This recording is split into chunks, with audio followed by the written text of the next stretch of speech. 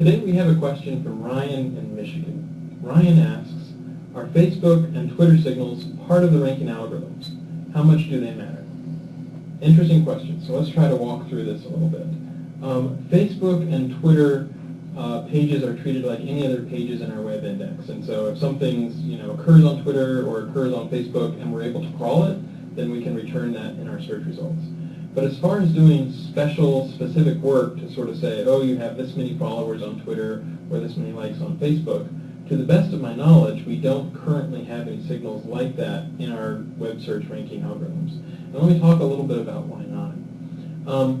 We have to crawl the web in order to find pages on those two web properties. And we've had at least one experience where we were blocked from crawling for about a month and a half. And so the idea of doing a lot of special engineering work to try to extract some data from web pages when we might get blocked from being able to crawl those web pages in the future is something where the engineers would be a little bit leery about doing that. It's also tricky because Google crawls the web, and as we crawl the web, we are sampling the web at finite periods of time. We're crawling and fetching a particular web page.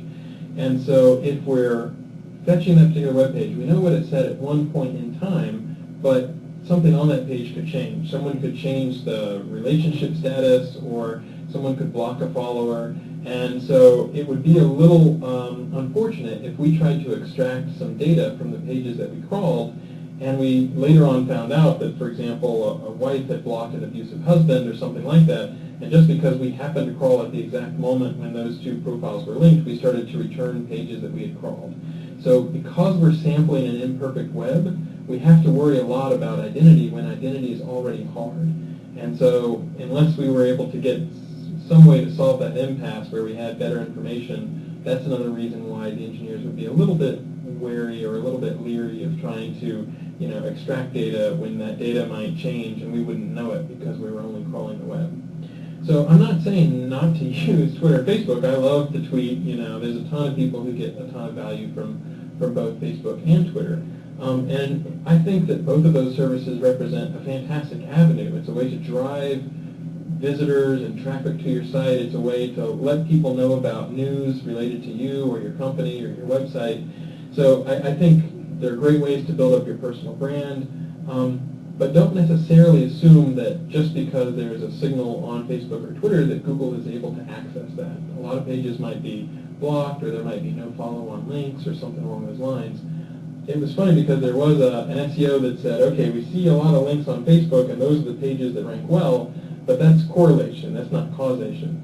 Instead, it's probably that there's something really awesome, and because there's something awesome, then it gets a lot of likes on Facebook, and a lot of people decide to link to it. That's the sort of thing where the better content you make, the more people are to like it, not only in Google, but in Twitter and Facebook as well. So as far as your question, I hope that helps clarify things a little bit. One thing that I want to point out is I think over a multi-year, 10-year kind of span, it's clear to me that people are going to know more about who's actually writing what on the web. It won't be just completely anonymous. There will hopefully be still options for people to post anonymously, but if Danny Sullivan posts something on a forum, I want to know about that, whether he posts on a well-known forum or a forum that nobody's ever heard of. And I think over 10 years, we're more likely to understand identity and to understand the social connections between people.